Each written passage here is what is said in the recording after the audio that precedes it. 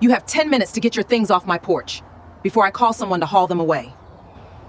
I just need to call my dad. Your father is exhausted because of you. I'm doing what he doesn't have the nerve to do himself. Where am I supposed to go? That's not my problem. You're old enough to figure it out. Okay. The locks are already changed. This house was never yours anyway. I know. The woman standing in that doorway said those words like they were nothing, like she was commenting on the weather, not locking a 14-year-old out of her own home. She had already changed the locks. She had already decided. And in her mind, that was the end of it. But something about the way I picked up those bags quietly, without argument, without tears, should have told her this wasn't over. She called it her house that day, like she owned everything inside it, including my future. 15 years later, what did that certainty actually cost her? If stories like this one stay with you, consider subscribing. There's a lot more where this came from. I was 29 years old the first time I walked back into that neighborhood, and I did it carrying a briefcase instead of a garbage bag. The drive from Columbus took just under 2 hours. I knew every turn by memory, the way Route 9 curved past the grain elevator, the gas station on the corner of Millbrook that had been there since before I was born, the stretch of elm trees that lined the last half mile before the houses started. I had spent 15 years telling myself I didn't think about that drive. I had spent 15 years being wrong about that. Ridgehaven, Ohio looks exactly the way you'd expect a small Midwestern town to look in late November. The lawns are brown, the sky sits low and gray, and everything feels slightly muted, like someone turned the color down a notch and forgot to turn it back up. I had a site visit scheduled for 9 in the morning. I had a folder full of property assessments in my passenger seat. I had a job to do, and I was going to do it, and I was not going to think about the fact that one of the addresses in that folder was 417 Hawthorne Lane. My name is Brielle Sutton. I work for a company called Northline Renewal, which does exactly what the name sounds like. We find neighborhoods that have been left behind, the ones where houses sit half empty and infrastructure crumbles quietly while everyone looks the other way, and we bring them back. I'm the one who figures out which properties to buy. I'm the one who looks at a building everyone else has written off and decides whether there's something worth saving inside it. It's the kind of work that asks you to believe in the future of a place when almost no one else does, and I have never once found that part of the job difficult. People ask me sometimes how I learned to see potential in broken things. I never know how to answer that without telling a story I'm not ready to tell. My mother's name was Elise. She died when I was 10 years old, and she left behind a house on Hawthorne Lane, a husband named Leon, and a daughter who spent the next 4 years trying to hold on to both of them as hard as she could. My father was a good man. I want to be clear about that, because this story could make it easy to forget. He loved me. He just worked too much, traveled too much, and trusted the wrong person with too much. 2 years after my mother died, he married Corinne Hale. She was a widow with a teenage son named Derek, who was 3 years older than me and largely indifferent to my existence, which at the time felt like the best I could hope for from anyone in that house. When Corinne first came in, she was careful. She was warm with my father. She was measured with me. She said the right things at the right moments, and she was patient in a way that I later understood was not kindness, it was strategy. After the wedding, things changed the way temperature changes, gradually enough that you don't notice until you're already cold. The photographs of my mother disappeared from the living room one by one. Corinne said she was reorganizing. My things migrated from my room to the basement over the course of several months. My books, my art supplies, the small wooden box where I kept things that had belonged to my mother. She gave the room my mother had used as a studio to Derek for a gaming setup, and she did it while my father was on a work trip, and when he came home, she mentioned it so casually that he didn't think to question it. Derek, for his part, never asked where I had gone or why my things kept disappearing. He was 17 and largely absorbed in his own life, and the arrangement suited him fine. I understood even then that his indifference was not malicious. He was just a teenager who had been handed a better room and didn't examine the circumstances too closely. She said things to me that she never said in front of my father. Not screaming, not obvious cruelty, just a steady drip of language designed to make me feel like a guest who had overstayed her welcome. That's not how we do things in this house anymore. You're old enough to understand that things are different now. And the one she came back to most often, always in that same measured tone. This isn't your mother's house anymore, Brielle. I was 12 the first time she said it. By 14, I had heard it enough times that I had almost started to believe it. People who knew Corinne before she came to Ridgehaven described her as someone who had been through real hardship. Her first husband had died, leaving significant debt, and she had spent years clawing back to stability. She wasn't calculating in the way of someone who enjoys cruelty. She was calculating in the way of someone who is terrified of losing ground. And in her mind, I was the thing she couldn't control, the living reminder that this house and this man had belonged to someone else first. That fear didn't make what she did forgivable. But it explains why she never once believed she was the villain of this story. Villains know what they're doing. Corinne always believed she was simply managing a situation that required managing, making difficult decisions that no one else had the courage to make. My father worked for a railroad maintenance company. The nature of the job meant he was gone for weeks at a time, sometimes longer. He'd come home tired and grateful and a little guilty about the time away, and Corinne was always there with a hot meal and a calm house and a version of events that made everything sound fine. She was very good at that, at making things sound fine. And my father, who was not a complicated man, wanted things to be fine. He wanted to believe that the family he had built after losing my mother was holding together. That wanting made him easier to deceive than he otherwise would have been. The winter I turned 14, my father left for a job in Montana. The project was going to take close to 3 months. He hugged me at the door and told me to keep my grades up, and I told him I would, and I didn't know that it would be years before I saw him again. Corinne waited less than 2 weeks. I came home from school on a Thursday afternoon in January. It was the kind of cold that gets into your coat no matter how well you button it, the kind that makes your face hurt if you're out in it too long. I walked up the front path and saw 3 garbage bags sitting on the porch. For a moment, I thought she was throwing something out. Then I tried the door and understood. She appeared on the other side of the glass. She didn't look angry. That was the part that stayed with me for years. Afterwards, she looked almost relieved, like she had finally finished a task she'd been putting off. She opened the door 3 inches and told me she'd had the locks changed. She said I was old enough to take responsibility for my own life. She said she couldn't keep living with a child who made my father think about his first wife every single day. She said that. Out loud. Like it was a reasonable thing to say to a 14-year-old standing in January cold. I asked to use her phone to call my father. She held up my phone. She had taken it from my bag the week before, claiming I was using it too much during homework time so I could see it clearly. Your father is exhausted because of you, she said. I'm doing what he doesn't have the nerve to do himself. I asked her where I was supposed to go. She said that wasn't her problem. Then she went back inside, and I heard the deadbolt slide home from the other side of the door. To the neighbors, Corinne said I had run away. She said it sadly, with the right amount of worry in her voice, shaking her head about how hard it was to raise teenagers these days. People believed her because she was an adult, and I was not there to say otherwise. To my father, she told a different story entirely, that I was living with a relative of my mother's, enrolled in a better academic program, that I had made the choice myself, that I was thriving and needed space.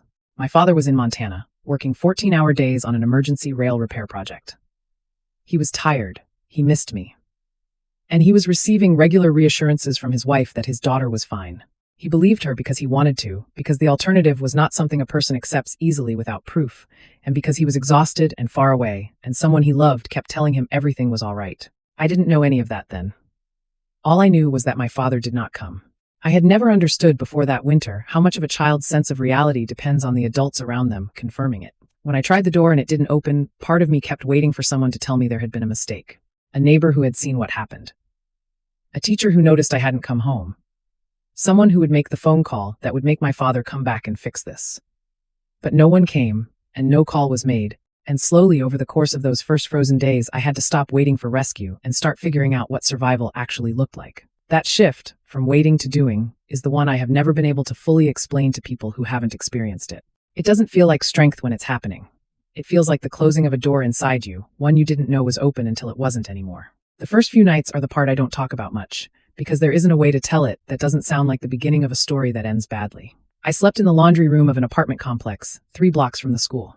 It was warm enough, and it had a lock on the inside, and for 2 nights it was enough. On the 3rd night, the building super found me and called the school's social services line instead of the police, which was the first piece of luck I had that month. Before I was placed anywhere official, there was a woman named Odette Lane. She ran an alterations shop near the bus terminal, a small place with a hand-painted sign and a bell above the door. She was in her mid-50s, small and sharp-eyed, and she found me because I had been sitting on the bench outside her shop for an hour and a half, and she eventually came out and asked if I was going to buy something or just keep blocking her view.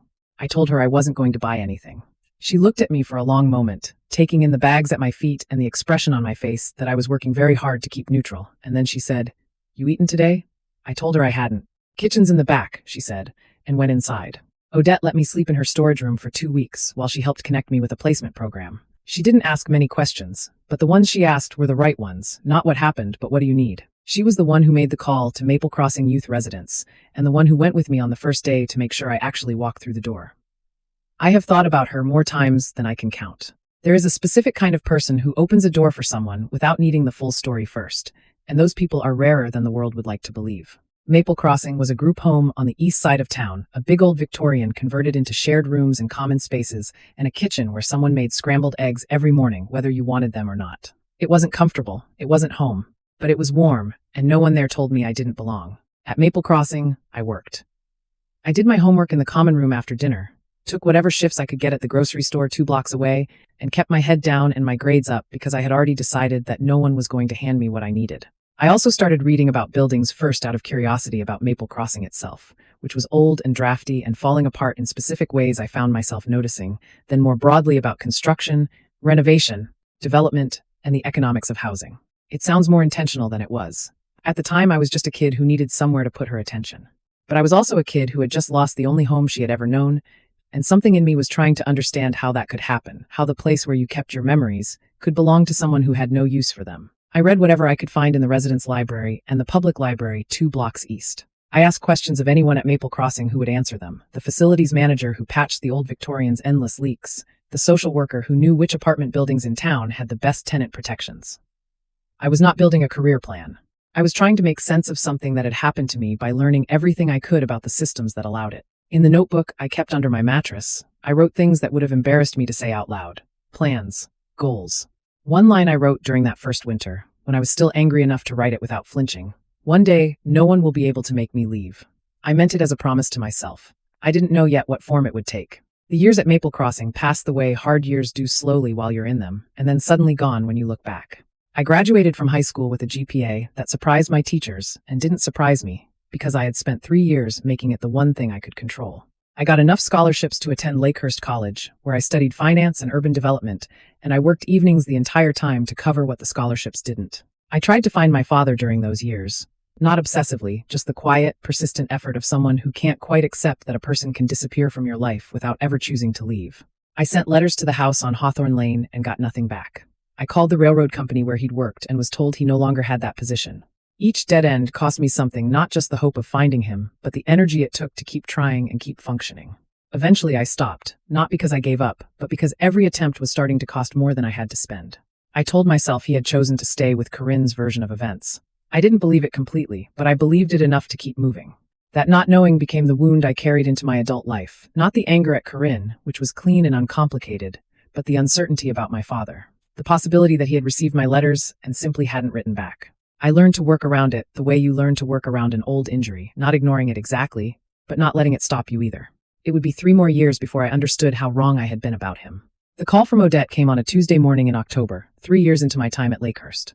I was sitting in the campus library with a property finance textbook open in front of me and a cold cup of coffee at my elbow, and when I saw her name on my phone screen, I felt the particular warmth her name always brought, something between gratitude and affection and the memory of scrambled eggs. She had been renovating the back section of her shop to prepare it for sale, thinking about retiring, maybe moving closer to her sister in Cincinnati. And while she was pulling an old wardrobe away from the wall in the storage room, the same storage room where I had slept on a folded blanket at 14, she found something wedged behind it, an envelope, addressed to her shop, from a Leon Sutton, postmarked nearly 7 years earlier. She read me the return address over the phone. Her voice was careful in the way it gets when someone is delivering news they know will land hard.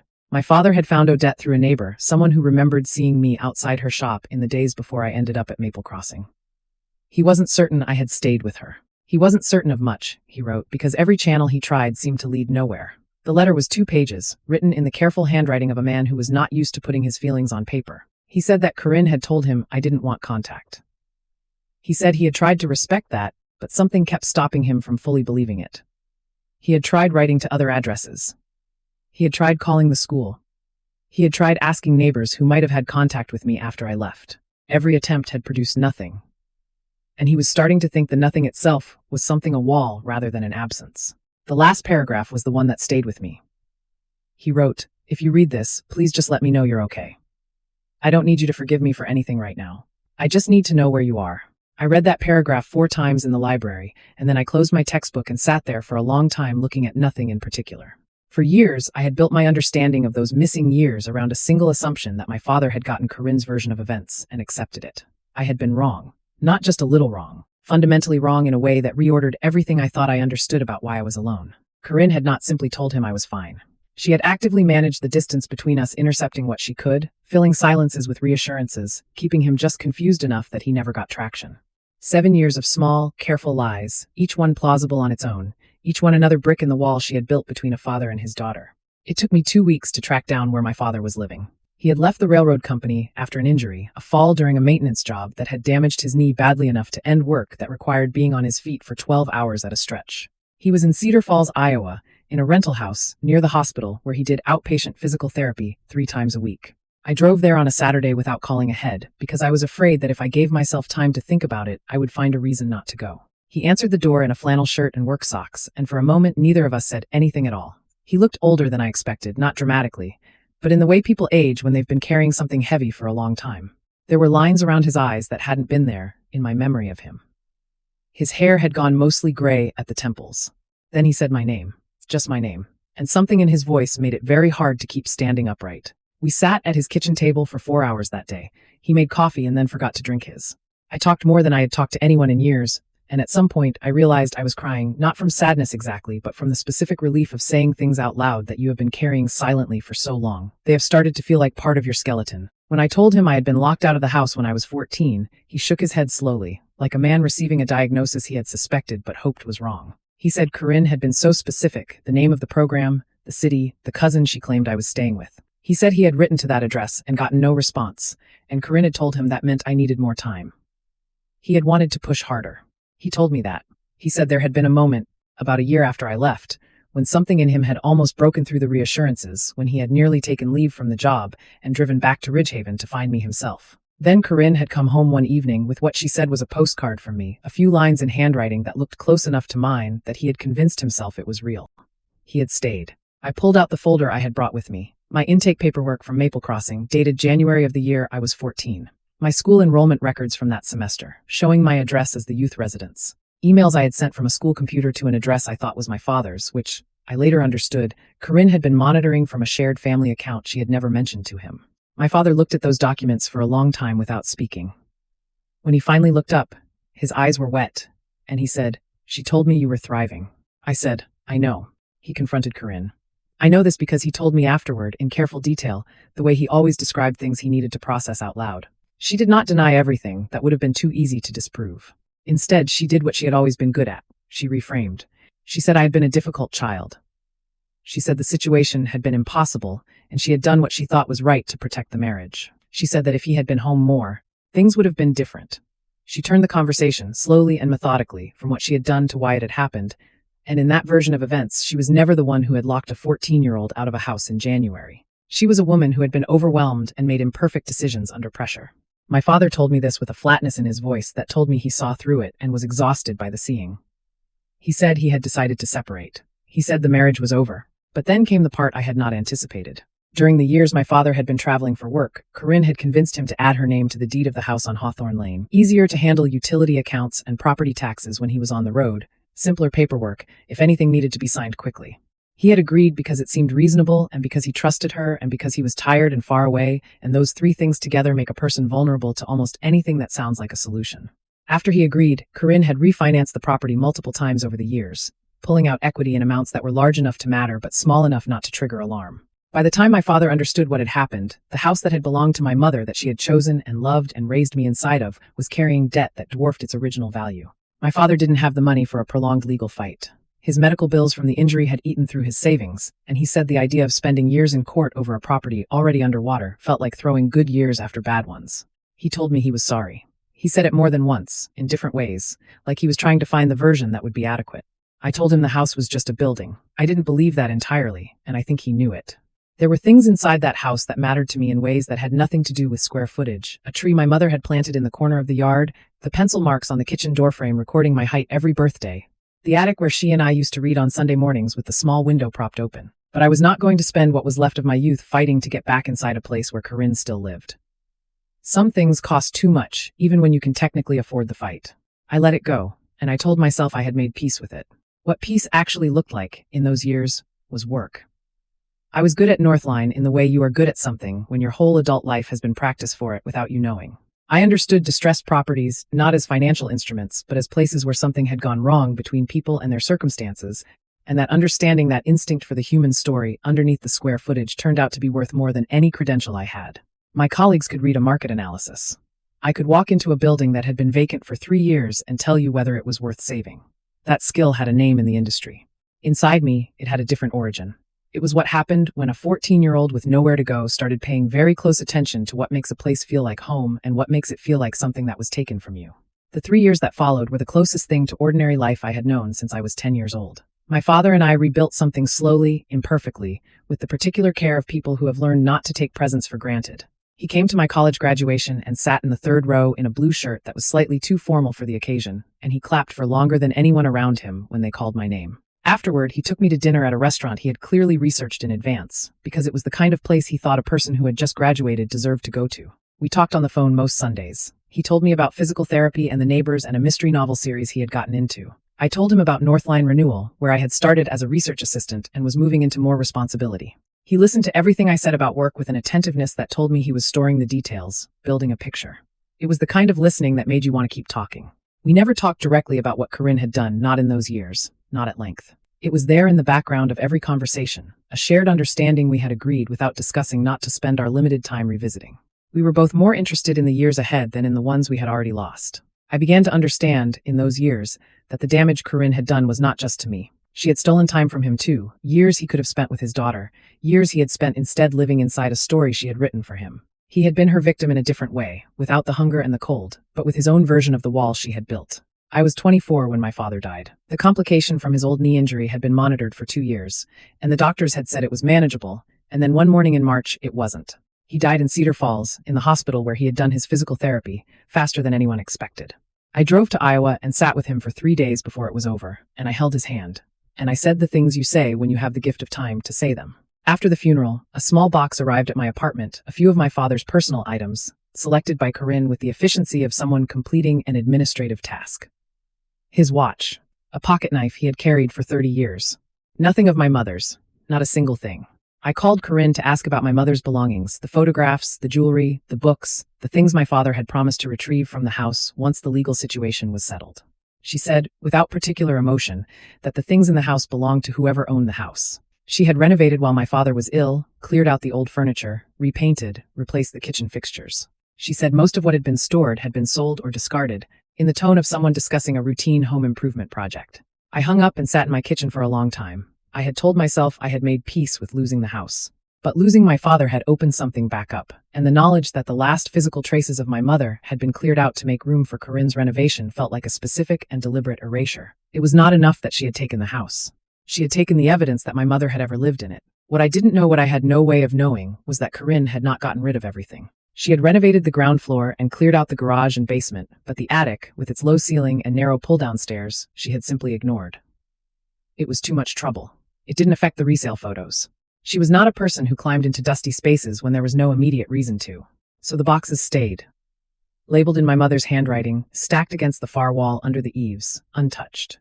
I didn't know that yet. 5 years passed. I got better at my job, got promoted, moved into a role that gave me real authority over which properties Northline pursued. I became, without quite planning to, someone who was very good at finding value in places other people had given up on. And then one afternoon in September, reviewing the property list for a new Northline project, 58 homes in a Ridgehaven redevelopment zone, I scrolled to the bottom of the page and saw an address I had spent 15 years trying to forget. 417 Hawthorne Lane. I sat with that address on my screen for a long time. The Ridgehaven project was the largest Northline had taken on in 3 years, 58 properties across a 4-block radius, a mix of vacant lots, abandoned rentals, and homes that had been slowly declining while their owners either couldn't afford repairs or had simply stopped caring. The goal was to bring the whole corridor back at once, which was the only approach that actually worked. Piecemeal renovation in a distressed neighborhood is like bailing out a boat with a teacup. You have to commit to the whole thing or you're wasting everyone's time. 417 Hawthorne Lane sat at the geographic center of the project area. I knew that before I even pulled up the map, because I knew that neighborhood, the way you know a place you grew up in your body, in the distance between things, in the particular way the light fell in the afternoon. The house wasn't just inside the boundary. It was the address. The bank records showed that Corinne had continued refinancing after my father died. A second husband had come and gone, leaving behind his share of debt. An investment in a retail property had collapsed. She had been living on borrowed equity for years, and the borrowing had finally run out. The bank had been patient longer than I expected, but the patience had ended, and now the property was scheduled for auction. My first instinct was to flag it for reassignment. I had a professional obligation to disclose a conflict of interest, and what I felt when I looked at that address was unambiguously a conflict of interest. I drafted the email twice. Both times I closed it without sending. What stopped me was a line buried at the bottom of the physical inspection report. 4 pages of routine observations, mostly unremarkable. Aging roof, outdated electrical, cosmetic updates to the ground floor. And then, almost as an afterthought, a note from the inspector. Attic space contains numerous sealed storage boxes. Contents not assessed. Several labeled with name. Elise Sutton. I read that line 3 times. Corinne had told me my mother's things were gone. I had believed her because I was grieving, and because sometimes it's easier to accept a loss than to keep fighting against it. I had spent 5 years believing there was nothing left to find. The boxes had been there the entire time. I called my project lead and told him I would be handling the Hawthorne Lane acquisition personally. He didn't ask why. In 5 years at Northline, I had not once asked for something without a good reason, and he had learned to trust that. The auction was held at the Fairmont County Administrative Building on a Thursday morning in November. I arrived 20 minutes early. The room was a standard municipal meeting space, with fluorescent lighting and folding chairs arranged in loose rows, the kind of room where people come to resolve things they would have preferred not to resolve. There were perhaps 20 people present, a handful of local investors, several attorneys, a few faces I didn't know. I took a seat in the back row with Marcus Webb, Northline's regional legal representative, and I opened my folder and looked at numbers I had already memorized and tried to feel like this was a normal Thursday. There was nothing dramatic about how I sat or where I positioned myself. I was not staging anything. I had come to do a job that happened to involve a building I had once called home, and I was going to do it the same way I did every other job, carefully and without leaving anything to chance. Corinne arrived 12 minutes after I did. She came in with an attorney and had the bearing of someone who had decided that looking composed was the same as being in control, dark wool coat, heels, more formally dressed than the occasion required. She was older than I remembered, which was obvious and also strange, because in my memory she existed in a kind of permanent present, always exactly as she had been on that January afternoon. Seeing her age was disorienting in a way I hadn't anticipated. She scanned the room when she entered. Her eyes moved across the rows and passed over me without stopping. She didn't recognize me. I was 29 years old in a professional suit with my hair pulled back, and the last time she had seen me, I was 14 with garbage bags at my feet. I watched her look directly at me and look away, and something about the completeness of her not seeing settled something in me that I hadn't known was unsettled. She sat in the front row. I stayed in the back and waited. I had been in rooms like this one dozens of times in my career. The low-grade fluorescent hum, the shuffle of paperwork, the particular stillness of people waiting for a number to determine whether they had won or lost something. I was used to being the person in the room with the clearest picture of what the property was worth and what it could become. What I was not used to was sitting 20 feet away from someone who had changed the course of my life and watching her believe she was about to get something back that she had never truly earned. I kept my breathing even. I kept my expression neutral. I thought about the inspection report and the boxes labeled in my mother's handwriting and the pencil marks on the kitchen doorframe, and I reminded myself that I had not come here to feel anything in particular. I had come here to buy a building. Everything else would follow from that. The proceedings were orderly and quick in the way auctions are when the paperwork has already done most of the work. The administrator read the property details, confirmed the terms, and opened the floor. The starting figure was $310,000. Corinne's attorney made a bid immediately. She had arranged financing from somewhere, enough to make a credible opening offer. I could see from the set of her shoulders that she believed she still had a path through this. Other bidders came in. $330,000. $350,000. The room thinned quickly as the number climbed, local investors dropping out as the price pushed past what the rental math could support. By $390,000, it was effectively down to 2 parties. Marcus raised our paddle at $395,000. Corinne's attorney conferred with her in low tones and came back at $405,000. We went to $415,000. She went to $420,000. We moved to $428,000, and the room went quiet, and Corinne's attorney leaned toward her and said something I couldn't hear, and she shook her head once, and he didn't raise the paddle again. The administrator's gavel came down. Corinne turned in her seat, scanning the room for the buyer the way you look for the person who just beat you. Her attorney said something to her and she turned further. Her eyes found Marcus first, then moved to me. The recognition came in stages. First, the ordinary confusion of seeing a face out of context, then something slower, a rearranging, a reaching back, then a stillness that moved through her like a current. I stood up. She stared at me across the rows of folding chairs in that fluorescent-lit room, and I watched her understand what had just happened. Not just the auction, all of it. The whole arc of it, arriving at once. When she finally spoke, her voice had lost most of its composure. "You bought my house?" I looked at her for a moment before I answered. I just wanted to be sure of my voice before I used it. "No," I said. "I bought the house you once told me I had no right to call home." The legal process after that was straightforward. Corinne had a set number of days to vacate as stipulated by the terms of the sale. Marcus handled the documentation. I did not attend any of the subsequent meetings between the attorneys. On the second day after the auction, Corinne called my cell phone. The message she left covered several registers, first practical, asking about the timeline, then wounded, invoking my father's memory, then something that was almost an appeal to shared history. Near the end, she said, "After everything, we're still family." I listened to it once, all the way through.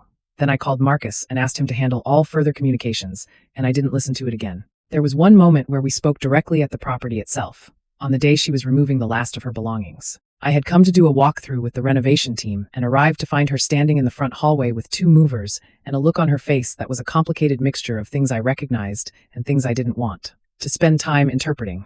She said she didn't understand why I was doing this. I told her I wasn't doing anything to her. I was buying a property that went to auction, and everything else was a story she was telling herself. She said, quietly, with something that sounded almost like genuine bewilderment, "I thought I was doing what was best." At the time, I had spent a long time wondering what I would feel if she ever said something like that. What I actually felt was tired, not angry, not satisfied, just the particular exhaustion of someone who has been carrying a weight long enough that they've stopped noticing it until someone points at it. I looked at her and said, "No one who does what you did to a 14-year-old gets to call it best." Then I walked past her into the house, and I went to work. After she was gone, I walked through the house alone. It was strange in the way revisiting a childhood place is always strange. The rooms were smaller than memory had made them, and the light fell differently, and the layout that had once felt enormous was just an ordinary floor plan. Corinne had repainted everything in neutral tones, chosen to appeal to future buyers rather than anyone who actually lived there. Almost nothing was where it had been. But in the kitchen doorway, under 2 layers of paint that were slightly different whites, I could feel the old marks on the wood. I got a flashlight from my bag and held it at an angle, and there they were, the pencil lines, each one labeled in my father's handwriting with a year and my age. The paint had filled them in, but hadn't erased them. They were still there. The layout that had once felt enormous was just an ordinary floor plan. Corinne had repainted everything in neutral tones, chosen to appeal to future buyers rather than anyone who actually lived there. Almost nothing was where it had been. But in the kitchen doorway, under 2 layers of paint that were slightly different whites, I could feel the old marks on the wood. I got a flashlight from my bag and held it at an angle, and there they were, the pencil lines, each one labeled in my father's handwriting with a year and my age. The paint had filled them in, but hadn't erased them. They were still there, preserved under everything that had been layered on top. I stood in that doorway for a while. Then I went upstairs and pulled down the attic stairs. The boxes were exactly where the inspection report had described them, pushed back against the far wall under the eaves, covered in dust, sealed with tape that had yellowed with age. My mother's handwriting on the labels. Her particular way of writing the letter E, slightly larger than the other letters, a habit I had forgotten I remembered until I saw it again. I opened them one at a time. Photographs of my parents before I was born, my mother in the house when it was new, the 2 of them at the kitchen table where I had done my homework, my father young and grinning at something off camera. Birthday pictures of me at ages I barely remembered. A photograph of my mother in her studio, standing at an easel, looking over her shoulder at whoever was holding the camera, mid-laugh. Letters. She had written me a letter for each birthday from the year I was born, some just a few lines, some several pages. I didn't know she had done that. I sat in the attic with dust on my hands and read them in order, and it took a long time, and I was not composed about it. Her jewelry, the rings she had worn every day, the small earrings she had put on for photographs, the bracelet I remembered on her wrist when she was reading to me. And at the bottom of the last box, a single folded piece of paper, a pencil sketch of the back garden. A plan for something she had wanted to do with the yard. New beds along the fence, a small bench under the maple tree, a path of flat stones leading from the back door. Notes in her handwriting in the margins about what to plant in spring. We had never gotten to it. She got sick the following autumn, and the garden stayed the way it was, and then she was gone, and the plan went into a box, and the box went into the attic, and the attic went untouched for 15 years. I sat up there for a long time with that piece of paper in my hands. Eventually I cried, not for the first time about her, but for the first time in a place where I was actually allowed to. Where the walls had known her, where the ceiling above me was the ceiling she had looked at, where the space still held the shape of the life we had started to build together before it was interrupted. When I came back downstairs, I took the boxes with me. The renovation took 8 months. Northline brought in a team experienced with historic residential properties, and we were careful keeping what could be kept, repairing what needed repair, replacing only what was genuinely beyond saving. The maple tree in the corner of the yard was still there, older and taller, and we built the new garden path around it, following roughly the plan on that folded piece of paper. It was the closest thing I could do to finishing something my mother had started. The house opened as Hawthorne House in the fall of the following year. It is a transitional residence for young women between the ages of 14 and 21 who have no safe place to go, not a shelter exactly, but something more like a foundation. A place to live while you figure out the next thing. It offers housing, meals, case management, and help applying for educational programs, and the philosophy behind it, to the extent that there is a stated philosophy, is that stability is not a luxury. It is the condition that makes everything else possible. I know that because I learned it the hard way, in a laundry room in January, at 14 years old. Odette joined the advisory board. She was 70 years old by then, still sharp-eyed, still constitutionally unable to let anyone go hungry in her presence, and when I called to ask if she would consider it, she said, "I was wondering when you were going to ask." On the wall near the front door, We mounted a small sign. I wrote the text myself and kept it simple, because the things that matter most usually don't need much language. No child who enters this house will ever be told they don't belong here. People ask me sometimes how I feel about Corinne, whether I'm angry, whether I've forgiven her, whether I think about her. The honest answer is that I don't think about her very much at all, not because I've resolved something or completed some internal process, but because she stopped being the center of the story a long time ago. She was a woman who was afraid of losing what she had, and that fear made her capable of something I will never fully understand, and the consequences of it followed her in ways that had nothing to do with me. What I think about instead is the house, what it was and what it became, and the distance between those two things. I think about the girl who stood on that porch at 14 with her whole life in 3 bags and made a decision, not a dramatic one, not a fully conscious one, but a real one, that she was going to survive this and build something, and not become the version of herself that this moment was trying to make her into. I think about what it means to take a place where someone was told she didn't belong and turn it into a place where others are told, without condition, that they do. And I think about the pencil marks still in that kitchen doorframe, still there under the paint, a record of someone growing up year by year in a house that loved her back. The people who hurt us often believe they're writing the final chapter of our story. They lock the door and walk away and consider the matter closed. What they don't account for is what we do with all the years that come after. You can be locked out of a place and still find your way back to it. You can lose everything and still decide what gets built on the ground where it stood. And sometimes, not always, but sometimes the very thing someone used to diminish you becomes the thing you use to lift someone else up. That's the part they never see coming. If this story meant something to you, I'd love for you to stick around, subscribe, so you don't miss what comes next. There are more stories like this one, and some of them might be exactly what you needed to hear today.